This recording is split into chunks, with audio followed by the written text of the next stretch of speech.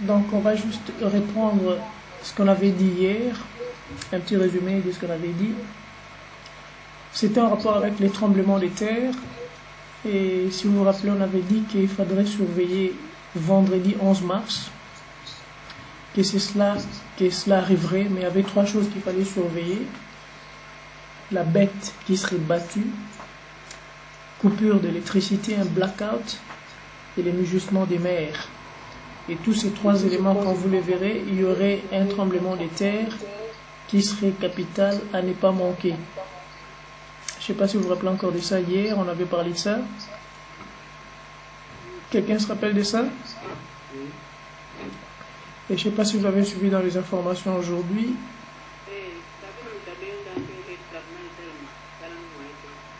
Ben, c'est justement dans le livre que tu as qu'il y a ces informations. Bon, j'espère qu'on arrivera à saisir l'importance de ce que le Seigneur nous a donné. Dans les informations, on a dit ceci, c'est arrivé au Japon. Je vais juste prendre la phrase clé, c'est-à-dire ça s'est produit à 14h46 ou 6h46 l'heure belge, qu'il y a eu un tremblement de terre d'intensité 8,9 qui a secoué le nord-est du Japon. Curieusement, en Israël, c'était le nord-est qui était brûlé. Au Portugal, c'est le nord-est qui était concerné. Et au Japon, un tremblement de terre avec une magnitude 8,9 a eu lieu. Et on n'a pas encore le bilan total des dégâts en termes de vies humaines. Ce qui est frappant, c'est juste de vous rappeler que ceci a eu lieu à une profondeur de 24,4 km de profondeur et à une centaine de kilomètres au large de la préfecture de Miyagi. Ces éléments, si le Seigneur le permet, je reviendrai là-dessus. Si pas demain, ça sera dimanche, quand on parlera dans les grandes lignes de quoi on avait parlé et où est-ce que ceci se trouve dans le petit livre que vous avez reçu, que vous avez entre vos mains. Et en ceci, nous comprenons clairement. Tu dis? Je t'entends pas bien. Il y a plus de 1000 morts, frère Neville dit, selon les informations. On reviendra à ça, les seigneurs voulant, si pas demain, ça sera dimanche. Ce que je voulais juste attirer notre attention, c'est que nous puissions comprendre qu'est-ce que nous avons en main et à quoi ça nous sert de l'avoir. Vous saisissez? Comme ça a toujours été, seuls les concernés savent de quoi il s'agit quand le Seigneur leur donne quelque chose. Pour les autres, ça sera, c'est quelque chose que nous avons. Ce seront peut-être des choses qui vont être rangées quelque part, qui ne seront jamais consultées. Mais pour les concernés, ça sera comme il en est au temps de Noé, un élément, un support pour se préparer à éviter certains dégâts, à se protéger de certains dangers et à s'en sortir de tous les mal. Enfin, ceci dit, je voulais juste commencer par là pour vous rappeler qu'hier on en avait parlé et on avait dit que ça arriverait vendredi 11 mars. Ok? Ce qui est important, c'est de savoir qu'on n'a pas dit ça avant, après que l'événement se soit produit, mais on a dit ça avant que l'événement n'ait lieu. Et un événement d'une importance qui touche le monde entier. Les prédire avant que cela n'ait lieu, ça veut dire ce que ça veut dire. On va continuer notre message, toujours en rapport avec le petit livre. On va prendre la date d'aujourd'hui, qui est la date du 11 mars. Et on le trouverait à partir de la page sur les images. Mais bon, pour maman, pour l'instant, elle n'a pas les images. Au Moni Aïli, elles ont monté. Voilà, tu commences à partir de là. Ok. Donc, qu'est-ce que nous voyons dans cette image? C'est juste une photo où Élie est en train de monter. Élie était caché, la date du 11 d'abord était cachée. Et Élie étant en train de monter, il a laissé son manteau à Élisée. Et nous avons vu ce qui s'est passé avec le ministère d'Élisée. Il a présenté beaucoup des éléments qu'Élie n'avait pas présentés librement. Et par la suite, Élisée a sauvé ceux qui étaient supposés être sauvés de toutes les façons. Donc vous descendez à l'image d'en bas, vous avez les 7 montagnes. Et ces 7 montagnes, nous tous nous savons, c'est les signes que Dieu avait donné à frère Branham. Il a dit, s'il arrive que tu as des hésitations, des doutes, des confusions, rentre à cet endroit. Tu dois simplement te rappeler que ton message, le ministère que Dieu t'a donné, est tellement particulier qu'il ne faut pas t'attendre que les gens puissent t'accepter comme ça parce que c'est quelque chose qui n'a jamais existé et qui n'existera pas après toi. D'où, vous comprenez, frère Branham était toujours isolé parce qu'il devrait s'assurer de recevoir les instructions appropriées pour présenter les messages appropriés au peuple approprié. Et la même chose avec l'image d'en bas, William Branham, photographié à côté de cette montagne. Vous descendez toujours en bas et c'est là qu'on commence la date d'aujourd'hui, la date du 11e jour du mois. Qu'est-ce que nous voyons ici? À l'image d'en haut, c'était frère Branham à qui Dieu lui avait donné les signes. Et vous descendez en bas, curieusement, c'est la montagne de Serra d'Estrela que le Seigneur vous avait donné aussi comme signe. Si vous avez des hésitations, si tu as des hésitations, rentre sur cette montagne. Comme je l'avais expliqué, l'inspiration, c'est pas moi qui l'avais mis. Je n'avais simplement reçu l'inspiration et je faisais comme l'esprit donner les instructions. Et vraiment, nous voyons non seulement les photos sont ordonnées selon l'ordre approprié, mais aussi les photos cachent les messages codés. Et l'un des messages clés, c'est celui qui s'est passé aujourd'hui.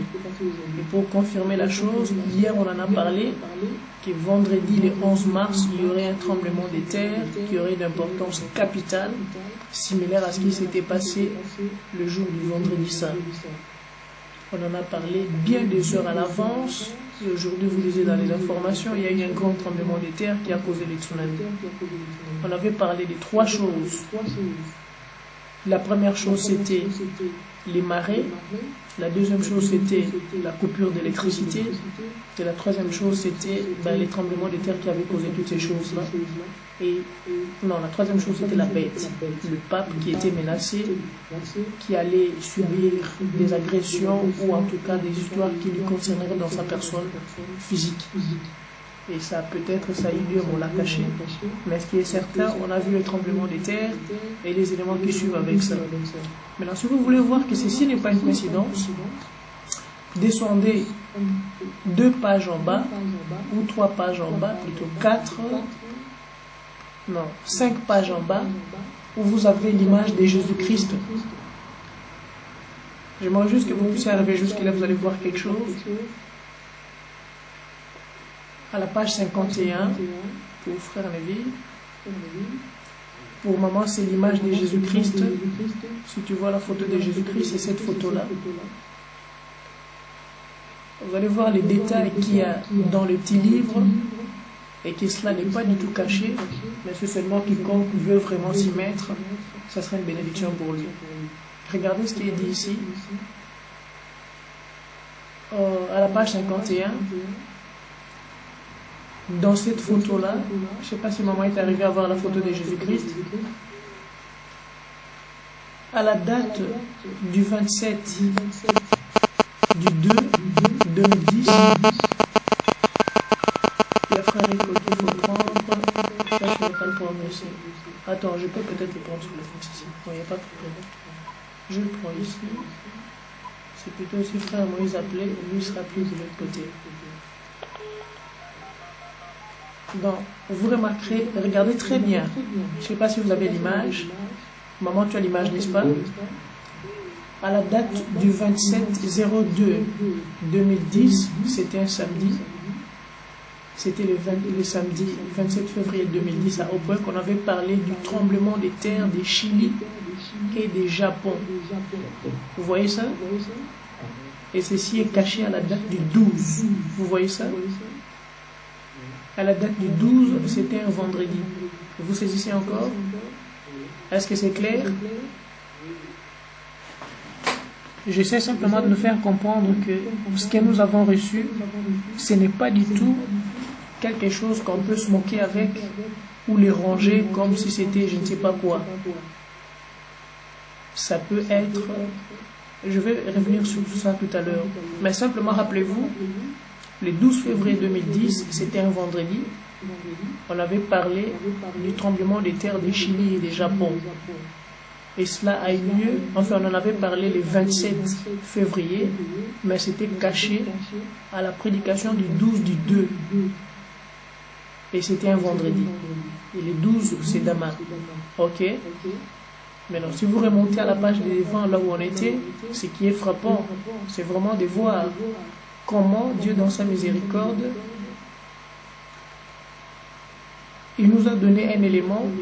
On peut l'appeler calendrier si vous voulez. On peut l'appeler les livres des prophéties si vous voulez. Mais tout ce que je peux vous dire, quiconque saisirait ne fût-ce que la deuxième clé, c'est ce qu'on est en train de voir, c'est une personne qui pourra faire bon usage de ces livres. Ok? Voilà, ceci dit, vous avez vu par vous-même que ce qu'on avait dit hier, ça s'est réalisé à moins de 8 heures et avec précision et exactitude et même les endroits qui étaient concernés. Si vous voulez voir encore d'autres détails, il suffit juste de descendre encore à la photo de Jésus, ok, à la page 51. Vous allez juste voir quelques petits éléments. Donc on voit que c'est caché à la date du vendredi de 1. Et la chose, les tremblements des terres en question, c'était à la date du 27. Ok. Le 27, le 28, ces deux dates sont cachées là-dedans. Ici, quand on a parlé des Japon, vous voyez les mots Japon? Vous êtes en train de voir? Japon, ça se trouve au nord. Tu dis? La photo à Jésus, oui. Là où il y a les Écritures. Si vous regardez Japon, vous allez voir que Japon se trouve au nord-est de la photo. Vous avez vu ça? On aurait pu dire tremblement des terres des Japon et des Chili. Vous saisissez l'ordre dans lequel les choses ont été dites?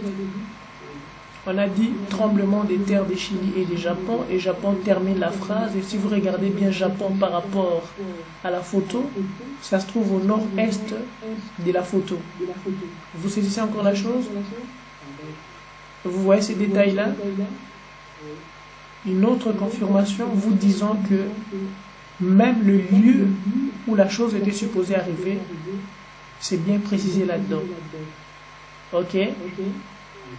Vous pouvez voir les noms, par exemple, Mireille, ok, qui était utilisé là-dedans. Bon, j'ai déjà fermé les boîtiers en question. On pouvait bien les voir. Attendez, je vais voir. Bon, ça, à la rigueur, peut-être on reviendra sur ça pendant la journée.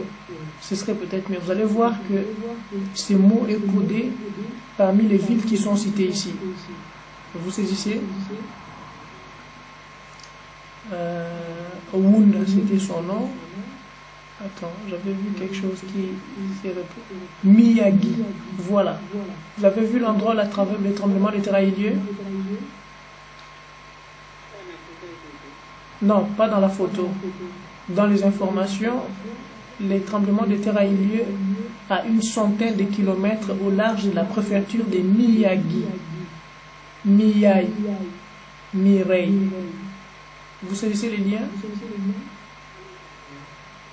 Je ne sais pas si vous allez pas voir ça. Bon, normalement, comme je n'avais pas prévu de parler de tous ces éléments aujourd'hui, Si le Seigneur le permet, on pourrait reprendre ça demain ou dimanche pour que vous puissiez voir à quel point tous ces détails se trouvent dans le petit livre que je vous ai envoyé. Vous saisissez ça? Dans le Japon, la partie qui est touchée dans le tremblement de terre, c'est au nord-est. Et vous regardez dans la photo à la page 51, le Japon se trouve au nord-est. Vous saisissez ça? Bon, ceci dit, c'était juste une petite parenthèse que je voulais faire pour que nous puissions nous rendre compte qu'est-ce que nous avons entre nos mains. Vous saisissez ça? Et de voir les codes qui sont associés derrière ce qui est dit. Voilà. Je vais directement aller dans les informations pour la date d'aujourd'hui, la date du 11. Frère Branham a prêché une prédication aujourd'hui qu'il a intitulée, c'était le 11 mars 1960, qui coïncide vraiment à la date d'aujourd'hui. Là, c'était un vendredi soir, et nous sommes vendredi soir aussi. Là-dedans, Frère Branham a dit ceci, dans la prédication La foi des maris.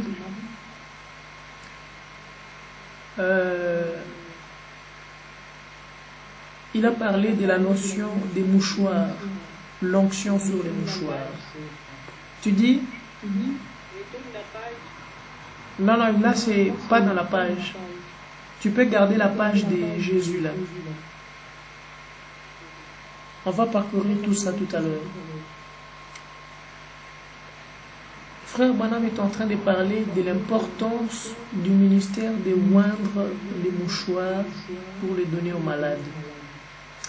Et nous comprenons que l'âge dans lequel nous vivons, suite à la visitation que nous avons reçue, il est vraiment capital que nous nous rappelions, soit nous dégageons l'onction du ciel à partir de nos corps, soit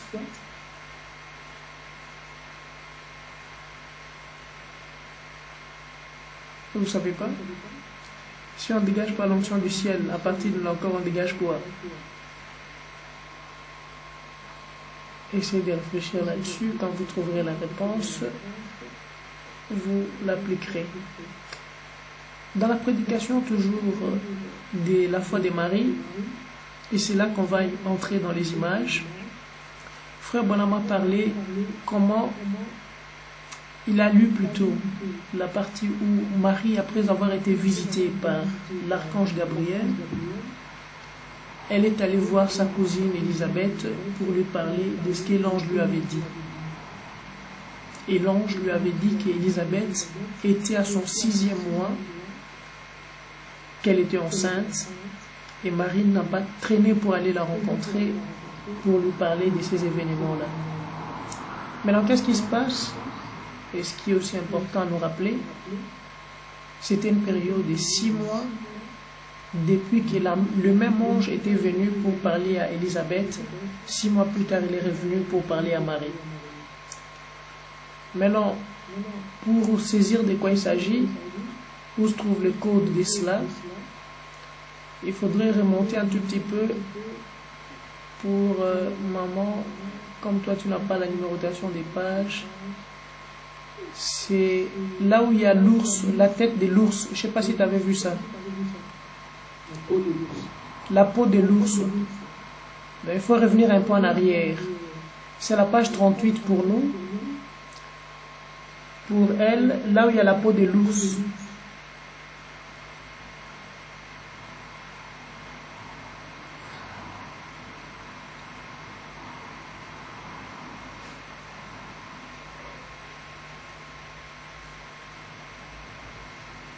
L'événement qui s'était passé, ça avait eu lieu au fait quand frère Branham a reçu la vision que le Seigneur lui avait donnée, qu'il irait en chasse, qu'il attraperait un gibier qui aurait 42 pouces de ses cornes. J'espère, frère Neville, tu n'oublieras pas ce qu'on avait parlé, puisqu'il y a une instruction qui peut être très très capitale et une fois négligée, ça ne servira plus à rien. Donc, ce qui s'est passé, frère Branham avait reçu les instructions sur la vision et qu'il allait attraper un gibier qui mesurerait 42. les écornes ou les... Comment on dit ça encore? Les cornes mesureraient 42 pieds, 42 pouces, c'est l'équivalent de 50, plus ou moins 50 cm, et qu'il attraperait aussi un ours grizzly. Et dans cette région-là, il n'y avait pas d'ours grizzly. Et nous tous, nous nous rappelons de l'histoire que cet ours a été créé parce que Dieu lui avait donné en vision. Maintenant, ce qui était frappant, ou l'élément clé que nous devons nous rappeler, c'était que cette prophétie s'est réalisée 6 mois après que Dieu lui ait donné cette vision. Et je souligne les chiffres, 6 mois. Et maintenant, ce qui est frappant, c'est quand on avait parlé, ou la date qui est marquée là-dedans, dans cette photo, c'était le 9 mars 2008. J'étais à Versailles, quand on était en train de parler les préparations à sortir. Comment l'Église devrait porter le corps glorifié avant l'arrivée des bombes. Et ce qui s'est passé, c'était le 9 qu'on avait parlé de ça, le 9 mars 2008. Exactement 6 mois plus tard, j'ai quitté l'adresse où on était. Et les titres, c'était les préparations à sortir. Vous saisissez quelque chose? Et ce qui est aussi frappant derrière, c'est de se rappeler que cette adresse n'a plus été utilisée par les membres de famille, puisque cette adresse a été abolie, l'adresse de Versailles. Vous comprenez quelque chose? L'Église aura le corps glorifié avant l'arrivée des bombes, et ce serait une sortie définitive. Il n'y aura plus de retour là-dedans. Ok? Les chiffres 6 des 6 mois. Ne perdez pas cela de vue. Ok? Alors, qu'est-ce qui se passe? Vous descendez maintenant à la date d'aujourd'hui. Donc, pour le moment, tu dois descendre de 2, 3 pages, 4 pages pour arriver à la date du 11. Donc, si tu sautes 11 feuilles, non, 4 feuilles, ou 5 feuilles plutôt, tu arriverais après la photo d'Élie. Ok? La photo d'Élie et les photos des montagnes. Les éléments que j'essaie d'attirer ici, tu dis, oui, tu continues à avancer un peu plus loin, pas en arrière mais devant, que tu arrives jusque là où il y avait les montagnes de frère Branham et les montagnes de Seya. Il y a un élément qui semble revenir ici et à plusieurs reprises. L'élément, c'est celui-ci. Ok? Je lis d'abord un tout petit peu. Dans la prédication La foi de Marie, frère Branham dit, ou plutôt la Bible dit, que c'était 6 mois plus tard que Marie a été dans la maison d'Élisabeth. Et quand Marie a parlé à Élisabeth, nous connaissons l'histoire, Élisabeth, l'enfant qui était dans le ventre de Marie, qui était mort, et les muscles ne bougeaient pas, cet enfant a été ressuscité. Et je souligne les mots, les muscles. Ok? Les muscles des gens ne bougeaient pas puisqu'il avait l'air d'être un enfant mort dans le ventre de sa maman. Les muscles, rappelez-vous ce qu'on avait dit hier, la dernière photo de la date d'hier, c'était l'épée du roi qui descendait à la main de William Branham, pas pour chasser les démons, mais pour tuer les démons. Ok? C'est sur cette base-là que nous allons commencer notre service ce soir. Voilà. Ceci dit, frère Branham a donné beaucoup des éléments, comment les 2 disciples sur le chemin d'Emmaüs étaient complètement tristes, ils avaient le cœur lourd, que leur Messie venait de décéder, et que certaines femmes leur ont dit qu'il était ressuscité, mais comme ils n'avaient pas grande chose, ils étaient en train de discuter ou de parler de cela. Pendant qu'ils étaient en train de parler de lui, il s'est approché. Et frère Branham dit, c'est ça le problème aujourd'hui.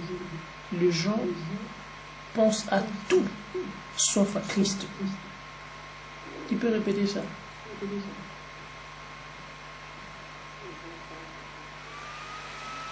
Les gens pensent à tout, sauf à Christ. Et comme résultat, Christ ne vient pas, c'est tout à fait normal. Vous saisissez? Si vous êtes très occupé, par vos devoirs, vos obligations, ben, Christ ne sera pas là, puisqu'il ne viendra pas pour rester comme un mur en train de vous regarder alors que vous occupez à autre chose. Il préférait utiliser ces temps-là pour faire des occupations beaucoup plus importantes. Vous saisissez? Alors, qu'est-ce qui se passe?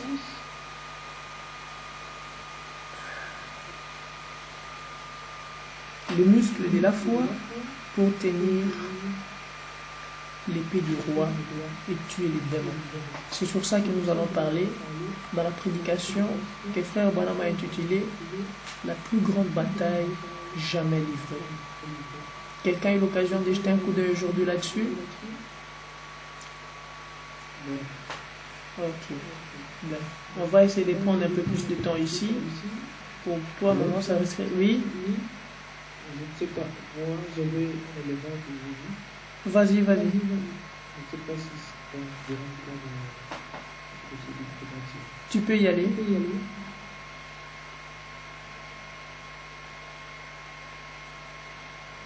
C'était toujours en rapport avec le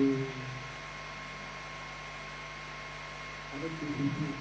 Attends, je veux juste rapprocher les micros ici comme ça, frère Nico, tu vas t'entendre.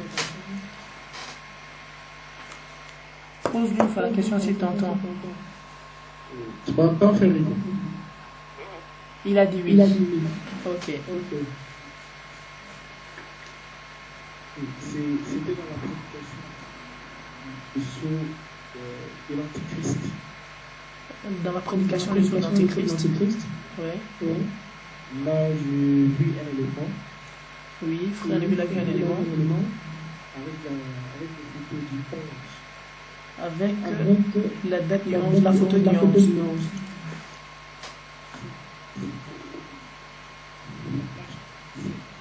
À la page 37. 47. Ok, donc pour maman, c'est la photo où tu as, où je tiens Alexandre Joshua entre les mains. C'est sur cette page-là. Ben, tu vois, après les montagnes de Frère Branham, tu as vu les montagnes de Frère Branham? Montagne de Frère Branham, montagne de Frère Branham, Non, après la montagne de Frère Branham, tu as la voiture de Frère Ego. T'as pas vu une photo avec la voiture de Frère Ego? Voilà, c'est après cette page-là. Ok, tu peux y aller, Frère Neville.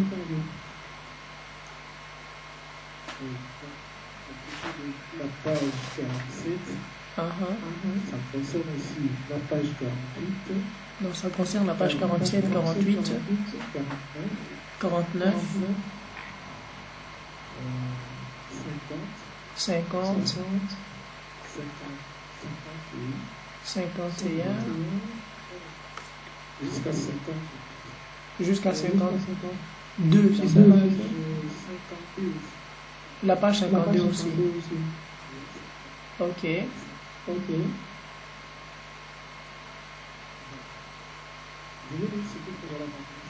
Frère Neville va lire ce que Frère Branham a dit sur le message du 11. Essaie de prendre le micro plus proche de toi. Allô, vous m'entendez bien là? Là, je t'entends. C'est le message qui était prêché le 11 mars 55. Ok. Le sceau de l'Antichrist. D'accord. Oui, donc je commence au paragraphe 36. Attendez. Maman, est-ce que tu entends, Frère Neville? D'accord, tu peux y aller, frère. Attends, je peux le prendre aussi pour le...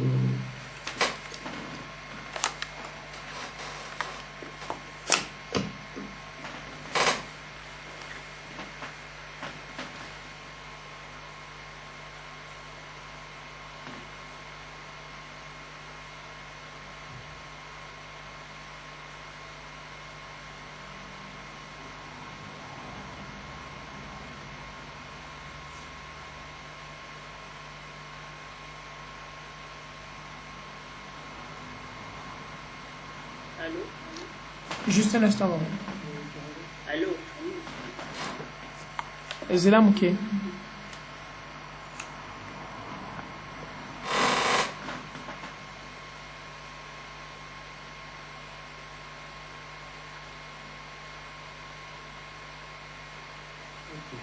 On va rappeler ceci.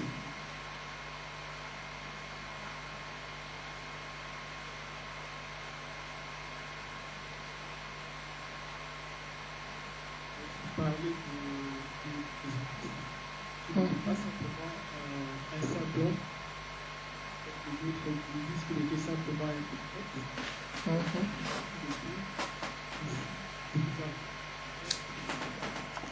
Tu es un peu loin du micro, frère. Vous m'entendez bien maintenant? Oui, il dit, je remonte un peu au paragraphe 35, il dit, et comme nous voyons les jours, je vois tant de gens dans cet âge essayant de prendre Christ comme prophète. Je vois vos journaux et je vois les unitaires et tous ces différents autres groupes qui ne s'attendent pas à ce que les saints fassent quoi que ce soit. C'est simplement un bon enseignement. Frère, il était divin. Vous ne pouvez pas plus dissocier Christ de Dieu que vous ne pouvez séparer l'hydrogène de l'oxygène et avoir de l'eau. Ils doivent absolument être ensemble. En lui habiter corporellement la plénitude de la divinité. Christ est Dieu unis dans la chair pour ôter le péché du monde, pour ôter la peine du péché d'un homme. Amen. Amen. Le paragraphe 36 dit, quand vous croyez cela, enfoncez cela dans votre cœur. Vous vous rendrez compte que quelque chose s'est mis à agir là-dedans. Si vous pensez que Jésus n'était qu'un homme, il était plus qu'un homme. Il était le divin. Amen. Dieu était en lui, réconciliait le monde avec lui-même. En effet, il est descendu et est devenu notre parent. Il devait être un parent. Dans quelques soirées, je prêcherai sur les parents élémentaires. Et vous comprendrez alors qu'il était un parent. Dieu lui-même est devenu le parent de la race humaine afin d'ôter le péché du monde. Le péché qui ancré en lui. Personne d'entre nous ne pourrait faire cela. Nous sommes nés d'un désir sexuel. Chacun de nous, peu importe les genres de parents que nous avons eus, nous sommes tous nés d'un désir sexuel. Il n'y a qu'une seule personne sainte qui soit jamais née, et c'était le Seigneur Jésus-Christ, qui avait été créé dans le sein d'une vierge, qui avait été conçu par le Saint-Esprit, et il a donné sa vie pour nous ramener à Dieu. Amen. Oui, je me sens religieux, je me sens mieux. Amen. Amen. Écoutez maintenant, puisque vous voyez le vrai et le véritable principe de l'évangile du Seigneur Jésus-Christ, puisque vous voyez que notre fondation est sûre et solide. Amen. Tous les démons de l'enfer ne peuvent renverser la fondation de Dieu. Amen. Sur ce roc, Yes. je bâtirai mon église. Alléluia. Et les portes du séjour des morts ne prévaudront point contre elle. Yes. Elles s'y opposeront certainement qu'elles le feront, mais elles ne prévaudront jamais. La fondation de Dieu demeure solide. Yes. Amen. Amen. Vous avez vu ça? Yes. C'est ça l'élément que je voulais vous donner.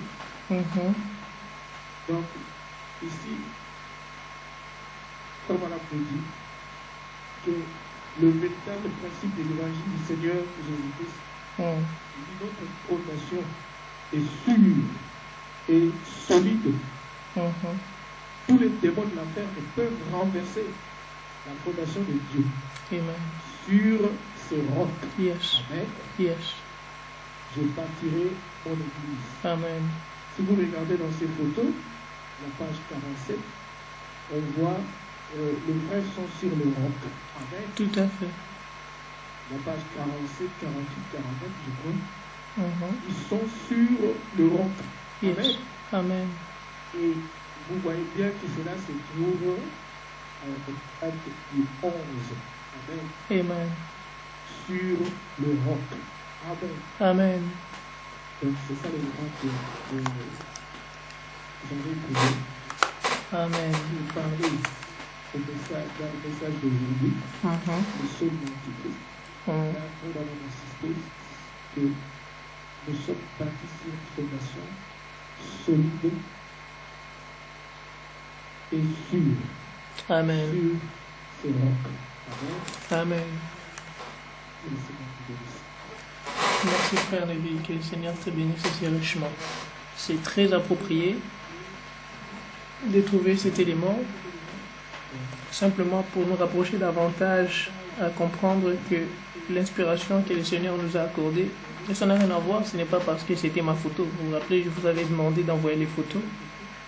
Ça aurait été inspiré, ça aurait été certainement quelque chose de similaire à ça. Ok? Amen.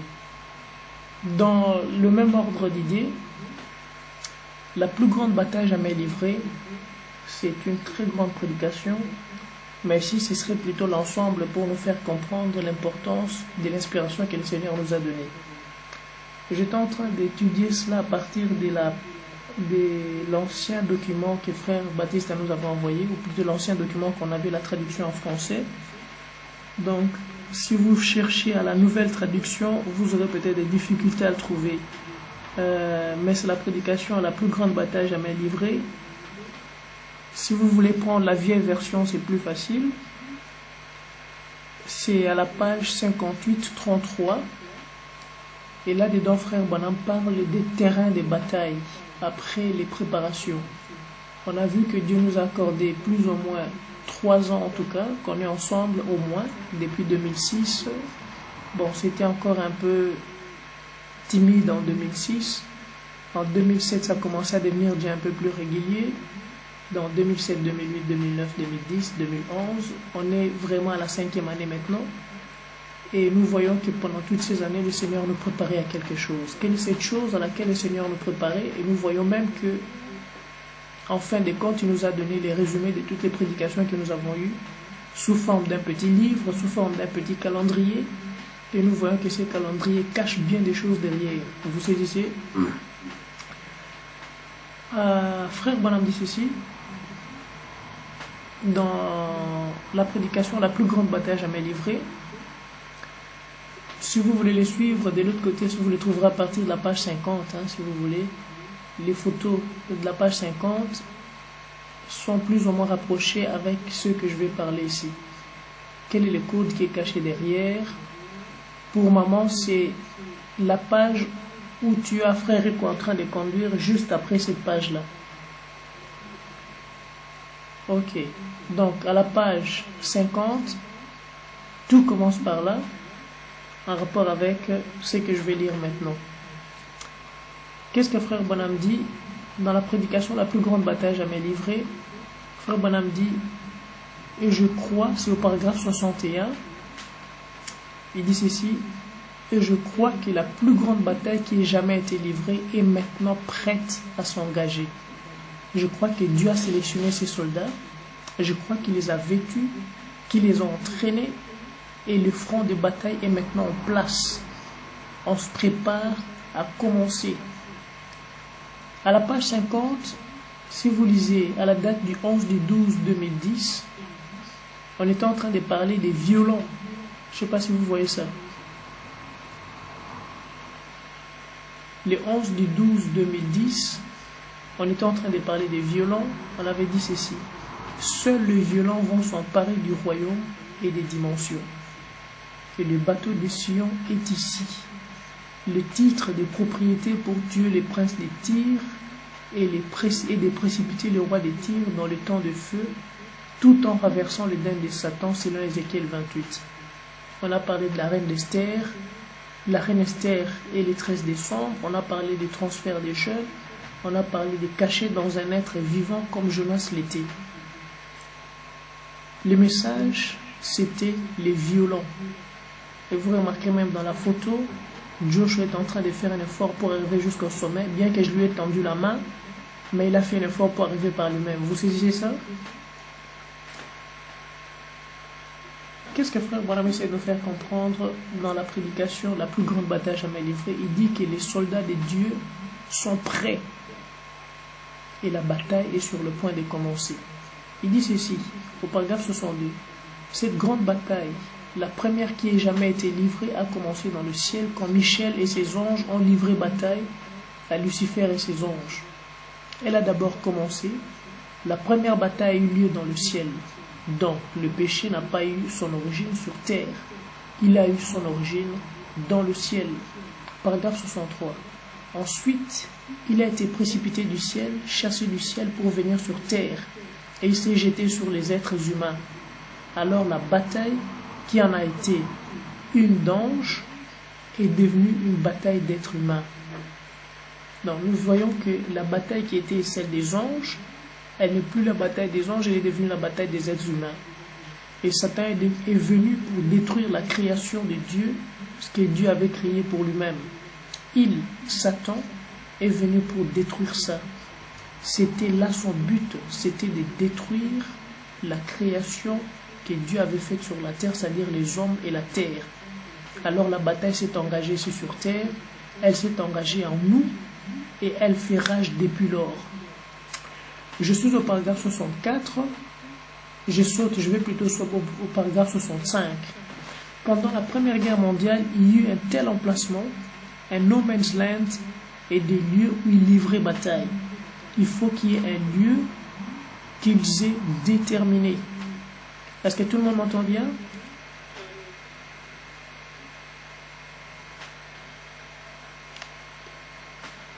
La bataille ne peut pas avoir lieu dans le vide. Il faudrait qu'il y ait un endroit spécifique où la bataille aura lieu. Et frère Branham va préciser quel est cet endroit qui a été concerné ici. Frère Branham dit comment David avait rencontré Goliath dans la vallée où David avait pris les cailloux et David avait ramassé ces cailloux, c'est ce qu'il avait utilisé pour détruire Goliath. Et frère Branham précise au paragraphe 68, soyez certains de ne pas le manquer, et c'est là qu'on va commencer déjà à voir l'importance de ces images. Frère Branham dit ceci: quand cette grande bataille s'est engagée sur terre, il a fallu qu'il y ait un lieu commun de rencontre. Il a fallu déterminer un lieu où la bataille allait s'engager et où la bataille allait faire rage. Et ce champ de bataille a commencé dans la pensée humaine. C'est là que la bataille s'engage. La pensée humaine a été choisie comme lieu de la bataille où elle allait s'engager, et c'est parce que les décisions se prennent dans la pensée, dans la tête. Je vais répondre cette phrase et ne les manquez pas s'il vous plaît.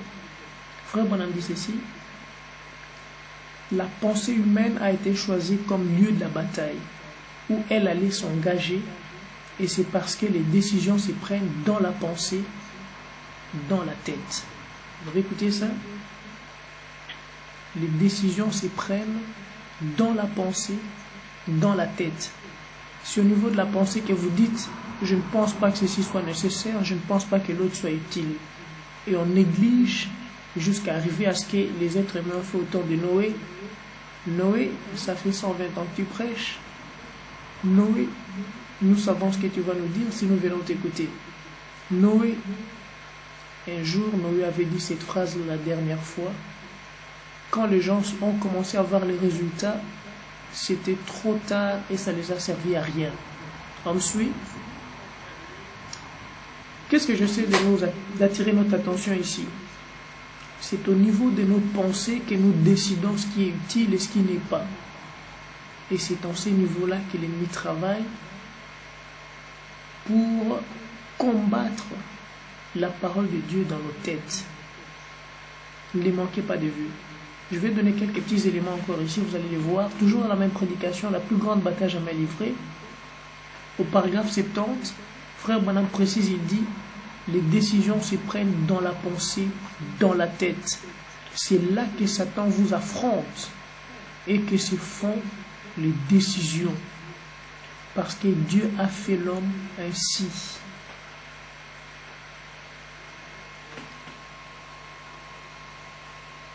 Au paragraphe 72, Frère Branham nous montre l'importance. Je les lis d'abord. Écoutez, il dit, maintenant si vous essayez en rentrant chez vous et que vous dessinez 3 petits ronds, vous connaissez ce qu'on dessine, la chair, l'esprit et l'âme, ok? Vous verrez que l'extérieur, le corps a 5 sens par lesquels il peut être contacté, et ce sont la vue, le goût, le toucher, l'odorat, l'ouïe. Ce sont les 5 sens qui contrôlent le corps humain. Paragraphe 73. À l'intérieur du corps, il y a une âme.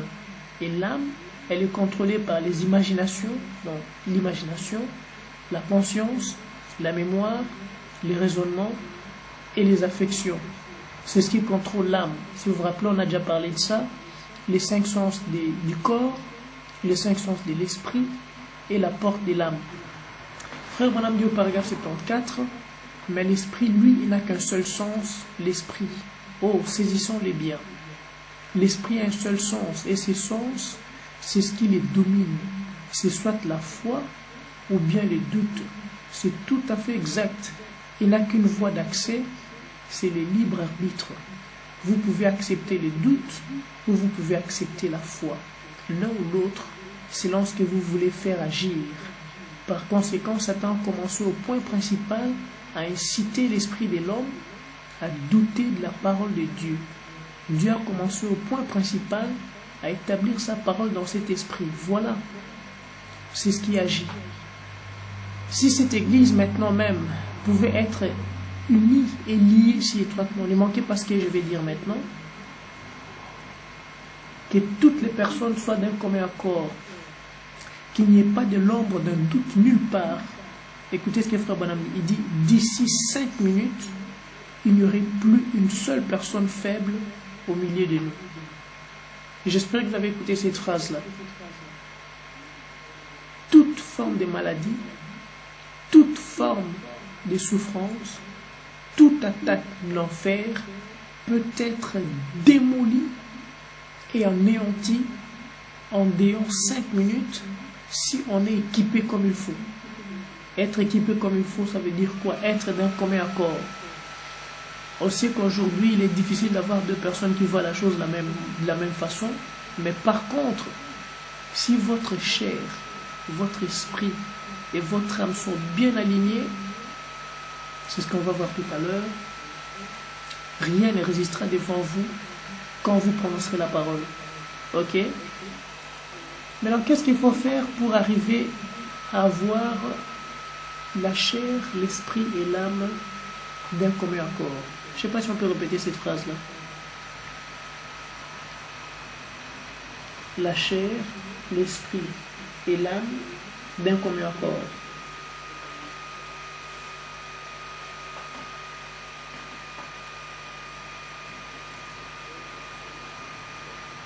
Frère Branham nous fait comprendre un élément ici au paragraphe 76. Il dit ceci. Maintenant, souvenez-vous, il ne s'agit pas de la science chrétienne, là, de la victoire de la pensée sur la matière.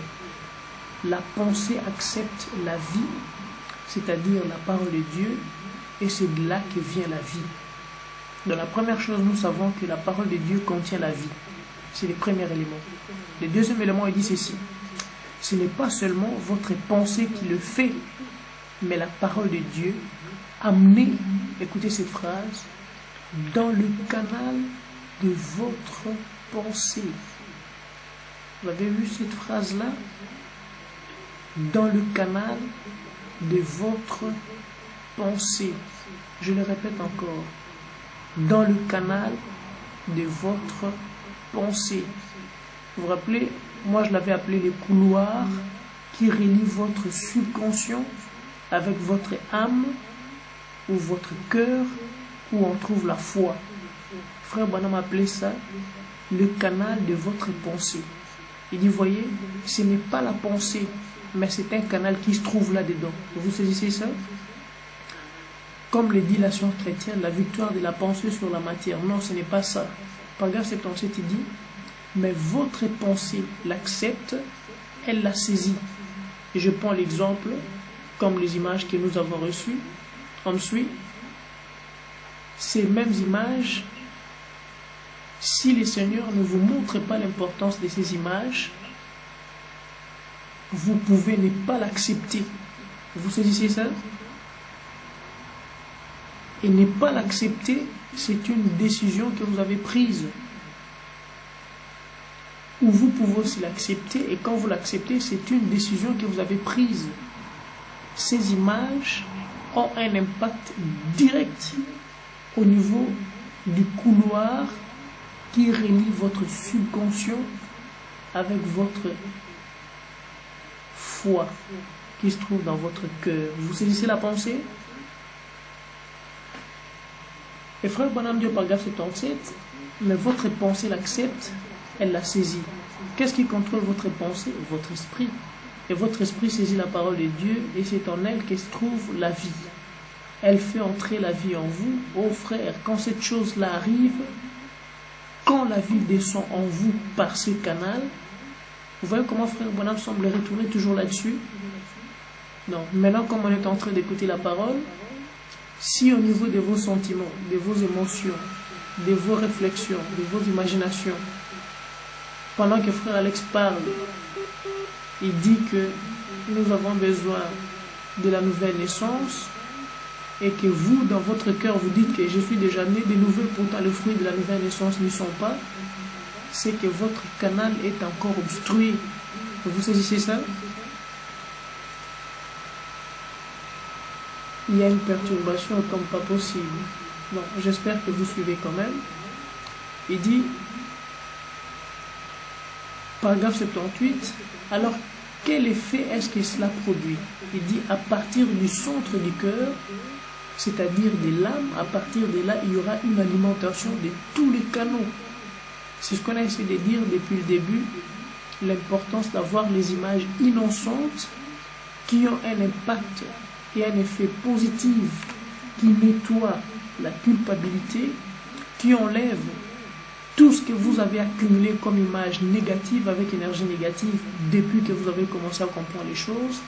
Et vous savez bien que ce sont ces choses-là qui empêchent notre esprit d'avoir la foi. On a toujours parlé, tu peux dire, j'impose les mains aux malades, ils vont être guéris. Et après, le subconscient te dit, tu es sûr. Et toi-même, tu te doutes de l'acte que tu as fait. Pourquoi? Parce que la chambre du subconscient, ce canal que frère Branham est en train d'appeler ici, est encore rempli des images qui ne sont pas appropriées. Vous saisissez? Alors frère Branham continue, dit, les problèmes, c'est que nous nous tenons ici à l'intérieur avec beaucoup de doutes et nous essayons d'accepter ce qui est là à l'extérieur. Frère Branham dit, vous devez arrêter ça et descendre par ces canaux avec la vraie parole de Dieu. Vous comprenez maintenant pourquoi on a fait un grand effort pour nous assurer de ne pas du tout sortir de ce que William Branham a prêché. Vous saisissez? Parce que c'est le seul moyen que nous pouvons avoir la garantie de rester avec la parole pure. Vous saisissez? Pourquoi cela? C'est une expérience qu'on avait faite tout au début, si vous en souviendrez. J'avais donné les haricots à tout le monde. J'ai dit, essayez de couper ces haricots, plantez-les, qu'est-ce qui va se passer? Tout le monde a répondu, il ne va plus reproduire la vie. Qu'est-ce que j'essaie de dire? La parole, quand elle n'est plus pure, elle ne sert à rien. Qui peut le répéter?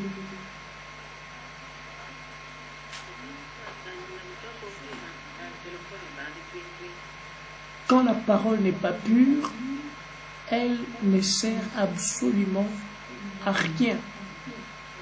Vous saisissez ça? Vous prenez ce que frère Branham a dit, vous rajoutez l'interprétation humaine, vous ferez mieux d'aller dans les bars, dans les buvettes, dans le monde. Vous ferez mieux de faire ça. Parce que ce que vous écoutez là, vous perdez votre temps. Vous saisissez ça? Alors, frère Branham dit, la parole doit descendre dans ces canaux et la parole de Dieu pure. Et ensuite, ça sortira tout seul automatiquement. Donc, une fois la parole descend dans sa pureté dans votre cœur et que le canal est nettoyé, la parole produira les résultats pour lesquels elle est venue. Pourquoi je vous dis ceci? Regardez ce qui s'est passé dans les églises, toutes les églises d'ailleurs. Chacun dit nous avons la vérité. C'est bien, vous avez la vérité. Une année après, qu'est-ce que votre vérité a produit? Nous attendons. 2 ans après, 3 ans, 4 ans, 5 ans, 6 ans, les gens sont pires qu'ils n'étaient au début. Et ils attendent toujours de voir la manifestation de la parole. Vous me suivez? Il y a quelque chose qui ne va pas. Enfin, ce que j'essaie de nous amener à quoi? C'est de nous rappeler ceci. On a quand même passé aussi 5 ans dans cette inspiration. Qu'est-ce que nous avons produit comme résultat de ces 5 ans? Et c'est très important de vous rappeler ceci. Un enfant de 5 ans, s'il doit courir derrière les biberons, vous savez qu'il y a quelque chose qui ne va pas. Ok? Qu'est-ce que nous avons produit après ces 5 ans en rapport avec l'inspiration que nous avons reçue?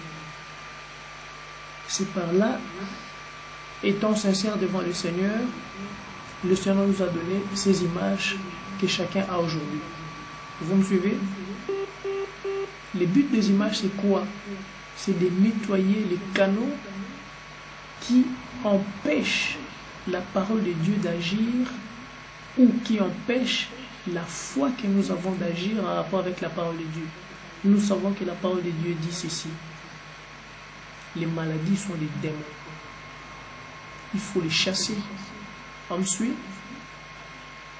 Qui c'est ça?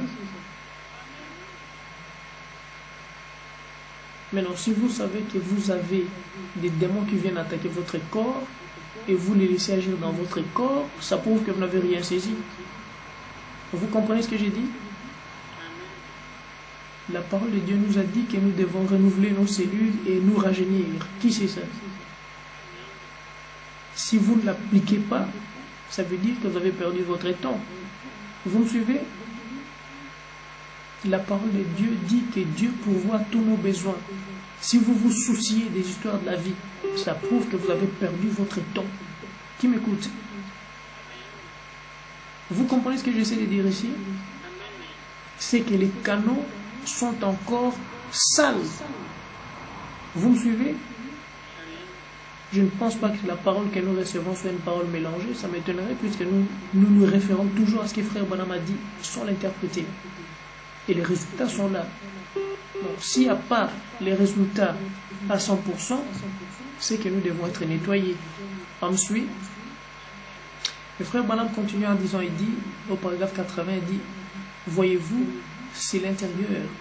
Quelle que soit votre bonté, votre haute moralité, votre franchise, ces choses-là sont respectables. Mais Jésus a dit, si un homme est né de nouveau, vous voyez, il faut qu'il se passe quelque chose à l'intérieur. Sinon, c'est quelque chose d'artificiel, de fabriqué.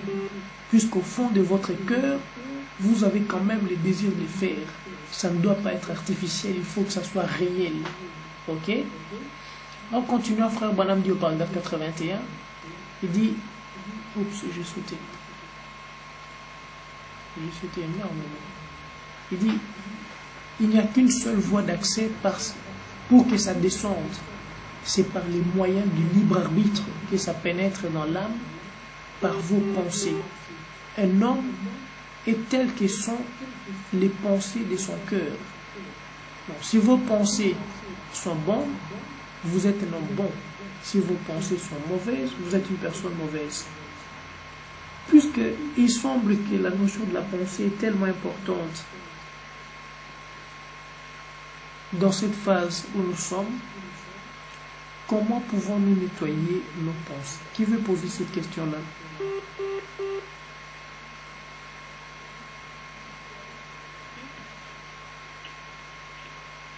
Comment pouvons-nous nettoyer nos pensées? Puisque Jésus avait dit, si vous dites à cette montagne, ôte-toi de là, et que vous ne doutez point dans votre cœur, mais vous croyez que ce que vous avez dit arrivera, ce que vous aurez dit vous sera accordé. Vous saisissez? L'Assemblée dit Amen. Donc nous voyons que ce n'est pas la parole qui nous manque, ce n'est pas l'esprit qui nous manque, ce n'est pas l'onction qui nous manque, mais nous avons une action très limitée.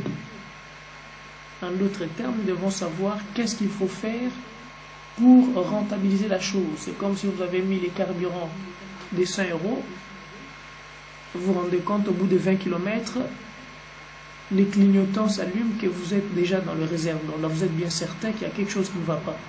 Ensuite, donc il y a certainement une fuite quelque part dans le système. En d'autres termes, il faut analyser le système dans son ensemble et découvrir de quoi il s'agit. Et c'est ici que Frère Branham nous donne un élément clé. Oui.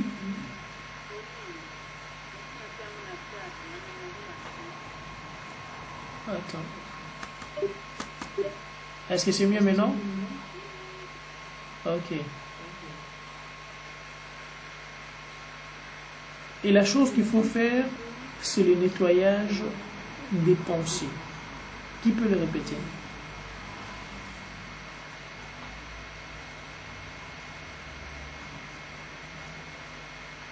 Ok. Frère Branham dit ceci au paragraphe 91. Il dit, elle doit être acceptée dans la pensée, ensuite elle est crue. Il y a quelque chose ici. Ah.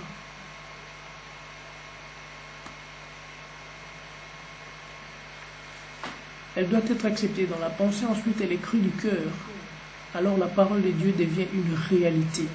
Alors tous les sens de l'âme et du corps sont complètement nettoyés par le Saint-Esprit.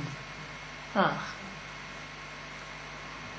Frère Branham nous fait comprendre l'importance du nettoyage par le Saint-Esprit de tous nos canaux.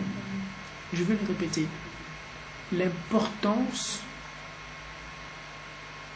du nettoyage de tous nos canaux par le Saint-Esprit. C'est le Saint-Esprit qui nettoie nos canaux. Il dit alors, votre essence de Dieu, votre conscience de Dieu, tout ce qui est de Dieu coule en vous. Il n'y a pas un doute nulle part. Il n'y a rien qui puisse remonter. Au paragraphe 93, écoutez-moi bien, et c'est à partir d'ici que je vais essayer de prendre les éléments de photo. Si vous me suivez bien. Je peux y aller?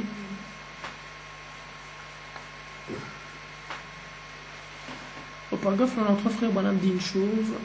Il dit, si ce canal a été dégagé, qu'il a été nettoyé et qu'il a été rempli à l'intérieur du Saint-Esprit, ça ne remonterait même pas à la mémoire ce que les gens vous ont fait ou ce que les gens vous disent. On m'entend bien?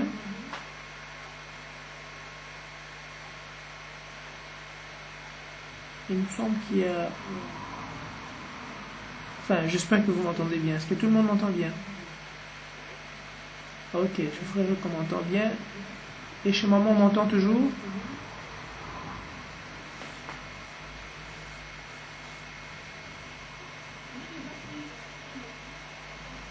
Tu dis?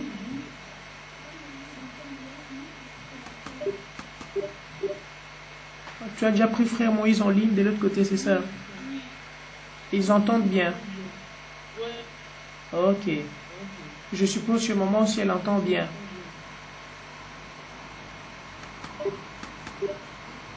C'est peut-être... Est-ce que tu m'entends toujours, maman?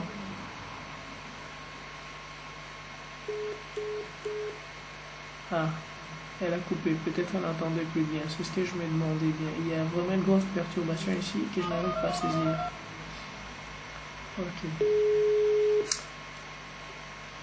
Frère Branham va nous faire une déclaration ici et j'espère que ça va nous aider à saisir de quoi il s'agit. La déclaration, c'est celle-ci.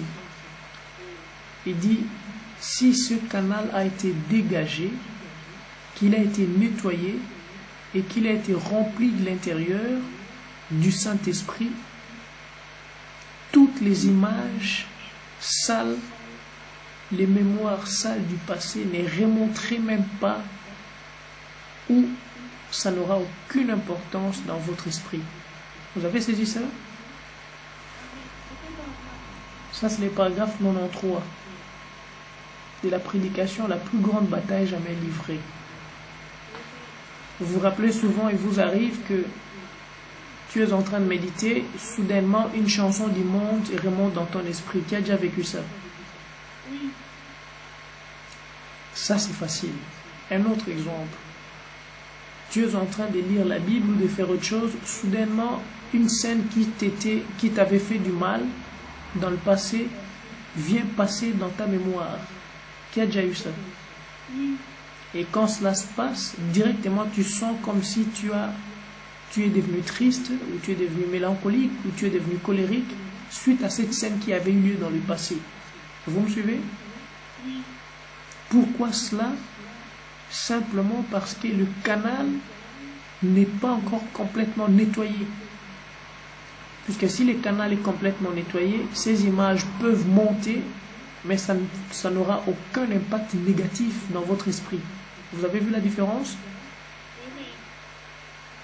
Oh, je me rappelle de cet homme, il m'avait fait ceci, ou de cette femme, elle m'avait fait ceci.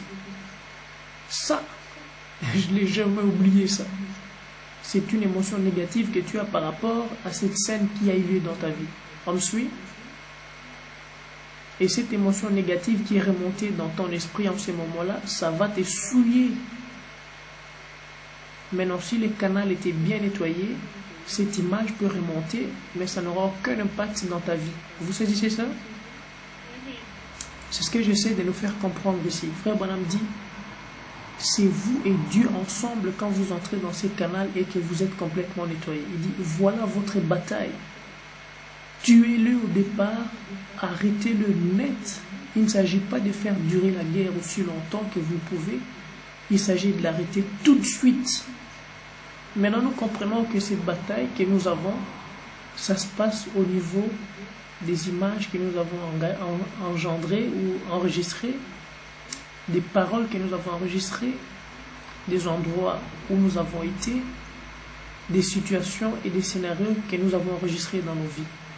J'ai posé à Frère Neville la question, je lui ai dit, juste une petite question, peux-tu me donner les détails de la route depuis qu'on a quitté la mer jusqu'ici? Il a dit, ce serait un peu difficile parce que je ne pourrais te dire que les détails, les grandes lignes. J'ai dit, mais voilà justement parce que les autres éléments n'avaient pas d'impact dans tes sentiments. Chaque chose qui n'a pas d'impact dans tes sentiments, tu l'oublies. Mais chaque chose qui a un impact dans tes sentiments, dans tes émotions, ça se grave dans ton esprit avant que tu ne te rendes compte. Et quand cela se grave dans ton esprit, ça se grave avec une émotion positive ou négative. Toujours, c'est ce qui se passe toujours dans l'être humain. Maintenant, qu'est-ce qui se passe? Toutes les émotions négatives qui se sont accumulées dans ton esprit, tôt ou tard, ça ressortira. On me suit? Maintenant, pour que ces émotions négatives n'aient pas d'effet dans ta vie, dans ton esprit, c'est pas compliqué, il suffit de nettoyer le canal. Ok? Au paragraphe 94, Frère Branham dit, si vous venez et que vous gardez ces souvenirs et cette conscience et tout, des pensées, eh bien, il se pourrait que j'échoue, il se pourrait que ce ne soit pas vrai, ne faites pas ça du tout. Vos souvenirs vont vous couler. Vous saisissez ça? Maintenant, comment faire? Tu es né, tu as traversé les situations, les circonstances, et la vie t'a fait ce qu'elle t'a fait. Tu as accumulé des souvenirs, et ces souvenirs te causent du tort tout au long de ton chemin. Qu'est-ce qu'il faut faire? Frère Branham dit ceci au paragraphe 95, il dit, débarrassez-vous de tout. Dégagez le canal et dites au Dieu, ta parole est éternellement vraie, et elle est pour moi. Si toute l'Église échoue, si le monde entier échoue, malgré tout ça, moi je ne peux pas échouer parce que je prends ta parole. Voilà la bataille, c'est ça qu'il y a. Dégagez le canal Quelqu'un peut le répéter?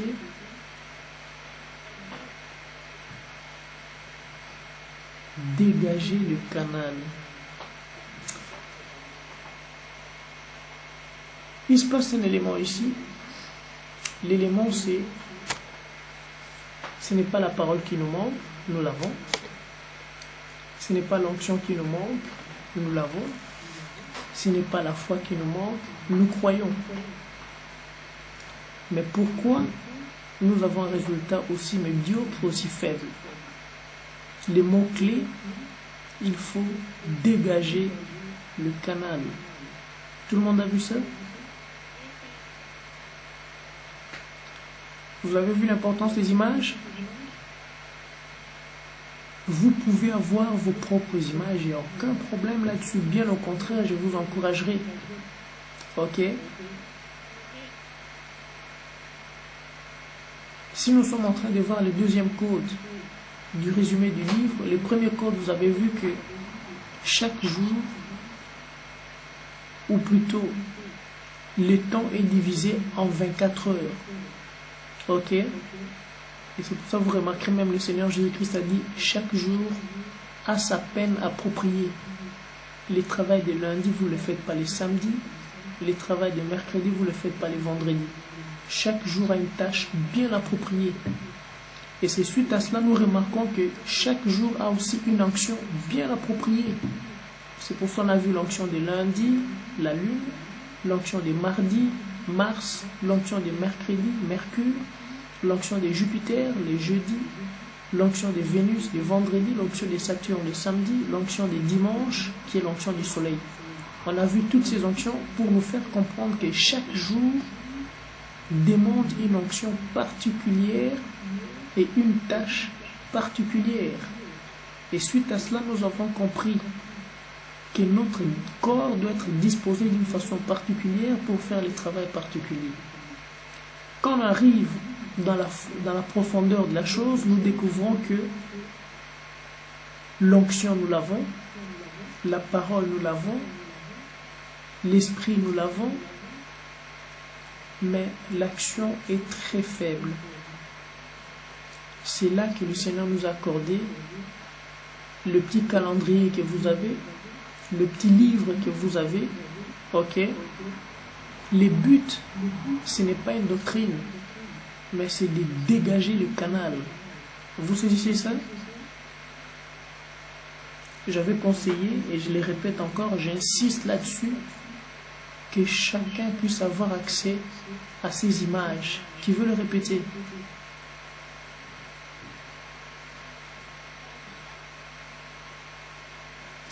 Pourquoi cela?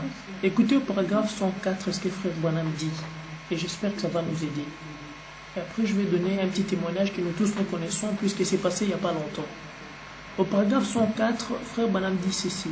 Il dit, quand vos canaux sont, le canal est dégagé, il dit, qu'est-ce qui va se passer? Il dit, il fallait ouvrir juste le canal. Le canal, il fallait l'ouvrir d'abord.